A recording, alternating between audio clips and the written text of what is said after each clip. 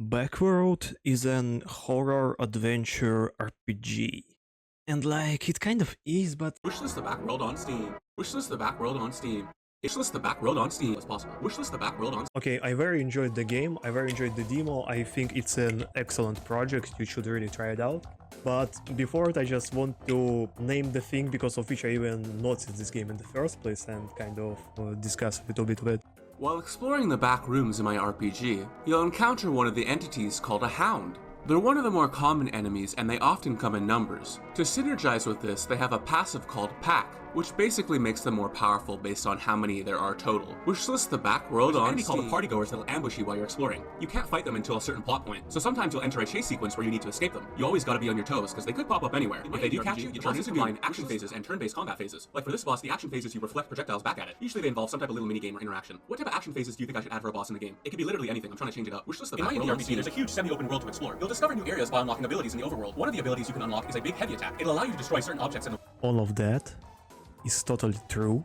I can write my signature under every word, but I don't really know how advertising for such type of project is supposed to be even working, but it just seems bizarre, just not like that. Like, I would be much more interested and just allured if there would be like some short kind of a cool set piece and like this kind of shit, you know, like, but just plainly stating in my horror RPG adventure-focused video game, you can have... In my indie RPG, there's a huge amount of equipment items you can find. You can find something called a bone sword deep in a cave. It lets you do a big smash ability, stunning an enemy and doing high damage. On top of that, you gain the undead passive. Allowing on in the game, you'll be able to equip many basic items you find in the world, like running shoes that allow you to act first on the first turn of combat, and a basketball that gives you a bounce ability and takes blood damage twice as much from going to new areas, and you'll have to unlock abilities to get past them. Like this carapace monster here hides in its shell. It's kinda, in a way, very similar to how you would allure a girl to hang out in a club. Like, you would try to emit some kind of an aura, yeah? To look mysterious and dandy while being short-spoken. Just for them to picture whatever they basically want to picture in you, you know? Just trying to spark the interest. You would not go right into the host's face bragging paragraphs about how great of a guy you are and what you ate for dinner or something. Like, that's so bullshit. Like, why are you stating this? Like, what kind of reaction I'm supposed to be having as a viewer? Like, from the TikTok even, just like from the genre standpoint, like, yeah, those games are supposed to be taken and eaten in the tender, slow pace.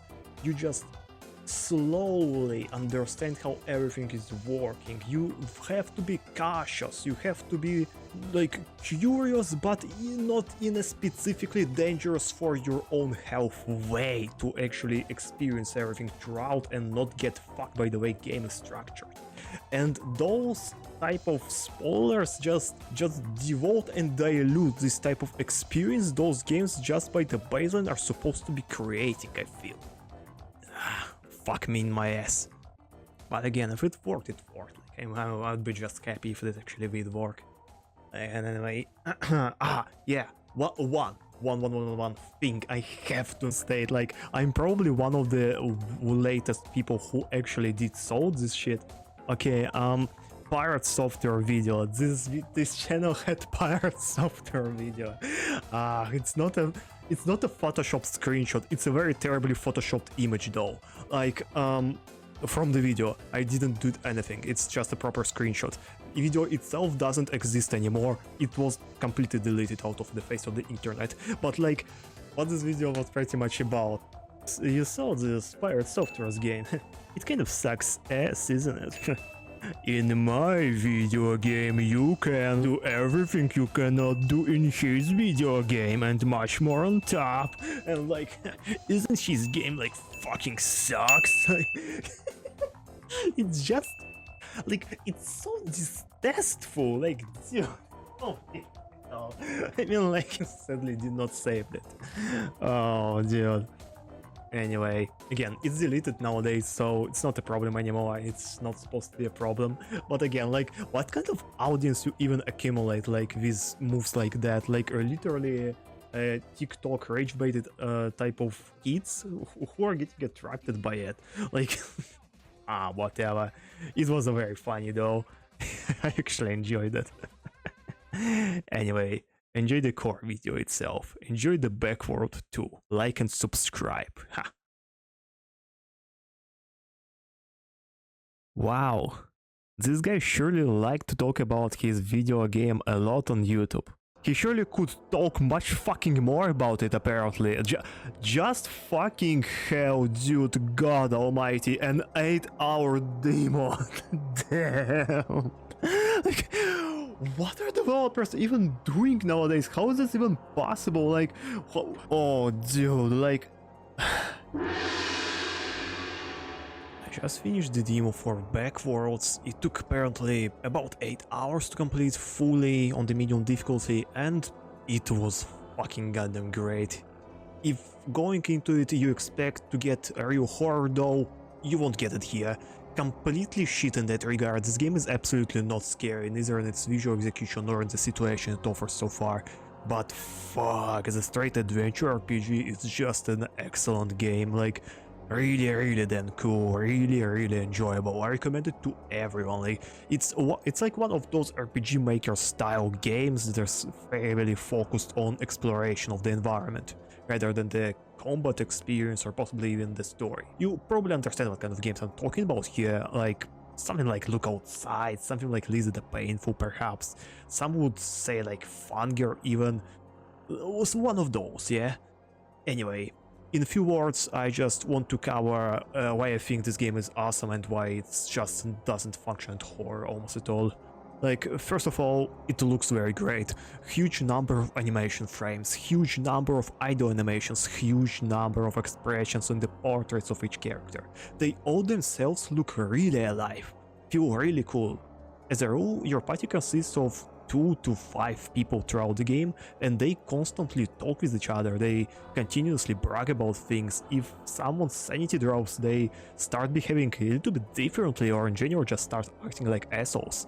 It's funny and it's cool again, like, and that's one of the parts why this game doesn't work like horror at all. It almost never leaves you in situations where you're like alone or you have to deal with any kind of danger, literally not behaving like a wall of people trying to gangbang a single monster. Like, it sometimes seems so unfair. You just feel sorry for the monsters given how powerful those keys end up becoming.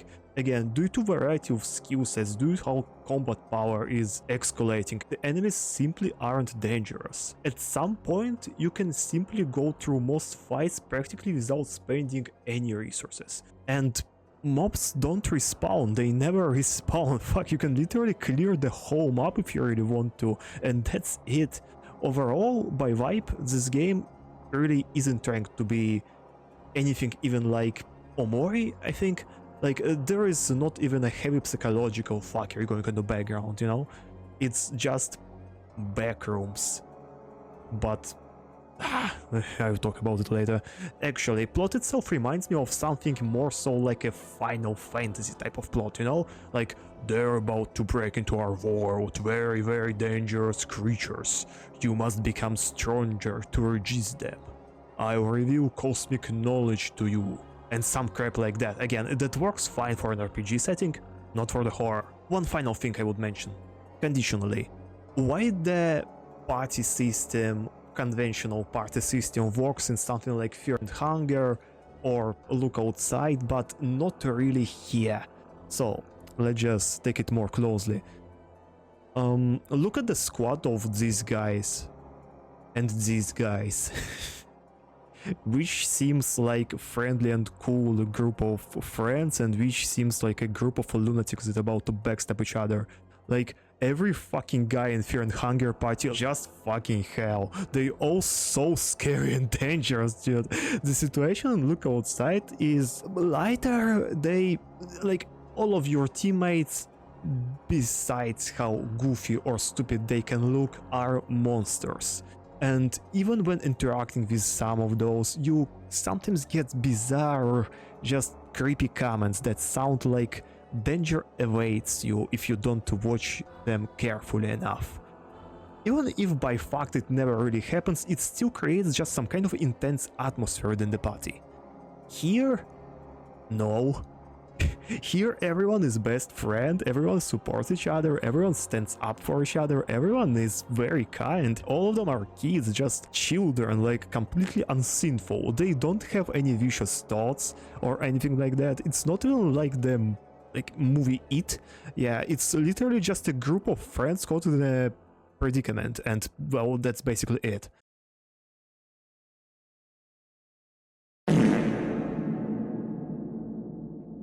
Regarding the gameplay component, exploration is just mind-blowing, very cool.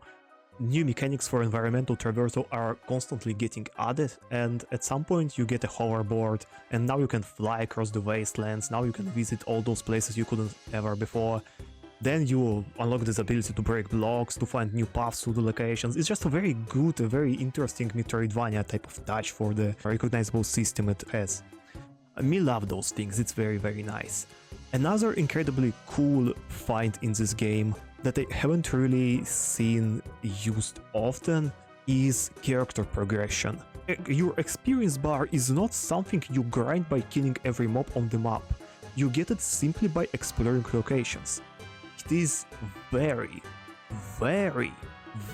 cool. Like, I'm so glad that someone finally did this. Very great, incredibly awesome. I can't put into words how much I like this system, even on the conceptual level. Like, and especially into survival horror environment, where ideally you shouldn't engage in combat at all by choice. With almost every level up, each teammate unlocks new abilities. You can create huge number of squads while being very flexible. Nothing is tied to any skill points you invested beforehand. Everything can be changed on the fly, right before a boss fight, however you want. That's really cool.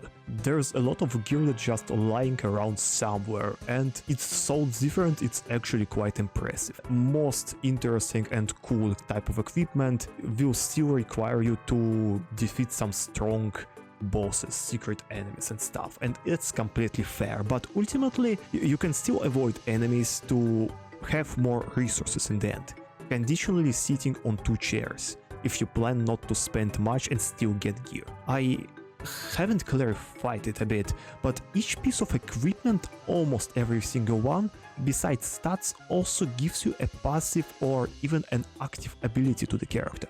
That is also an element of balance worth keeping in mind, because some abilities are very expensive and very great, and some abilities are more so supportive and can be put on the guys who aren't really inclined to attack. That's very cool. It's just a very playful and very interesting system. Probably most important, each of those teammates can participate in every battle. Like, you can swap teammates right in the middle of the combat, either if they are downed or just if you wish so. You can call another one while the other one will be waiting on the background. So in effect, it's not like you compete 4 against 1 or 4 against mob pack. You can go into the 5 and potentially even 8 guys against a single monster. Regarding to the 8 hours of content in this demo, oh wow, so terrible. I'm so bored of playing those quality RPG games for so long. Yeah, it was very terrible, alright. So, there are even secret fucking bosses in this demo for the first act of the game. Dude, there are difficulty mods that unlock after the first playthrough of it. There are codes with unique modifiers. I haven't even looked into them, but okay, there are side quests that lead you to the new endgame enemies that are actually very challenging and quite dangerous. Or you cannot do them. Just follow the story. Watch what happens. Admire. I don't know, the set pieces. But okay, yeah, I actually just forgot about it. The only thing I didn't like probably about the environment and exploration is some of it just seems very uninteractable and just played for the shock factor or something like that. Like, okay, conditionally you just see an interesting set piece. You cannot do anything with it. You just come to it, you just expect that something's supposed to be happening, and never anything actually does happen. It's just lying there for no reason. It's even marked on the map. None of the main characters can interact with it properly. Everyone is like, oh wow, this thing looks quite strange. and everybody just moves on, like, wow. Nobody cares. That's just so dumb. Fuck, like, I don't know, like, something just should be there, but either they just didn't finish it in time, or it's just like, why it is there? Like, you know, I thought from the very beginning that very concept of horror RPG set in backrooms would be either very cool thing in terms of creative interaction, or it can be just quite stupid. You know, like many people, I guess, creating something backrooms related can just like shit on any type of art direction and just say, yeah, it's backrooms. There are random things happening. You just never know what you can expect after the next corner. And like that's pretty much the hook point, supposedly. I don't know. It's really not. In practice, it's almost never works. I never saw it working, at least. Yeah, you come into the new location and there's just some random thing lying around. Like, wow, what could this mean? It never means anything. Like, okay, great.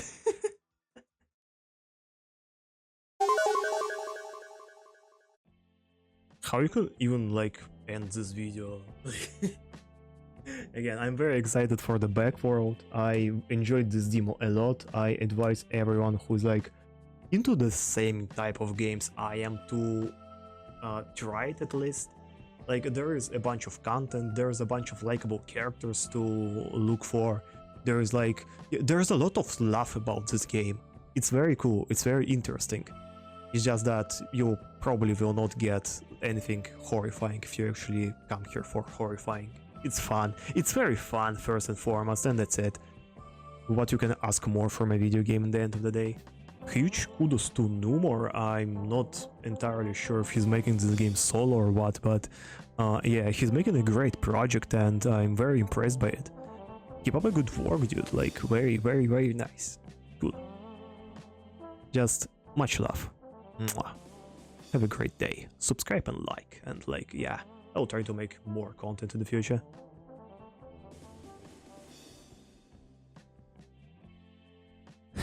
Stick your finger in your ass.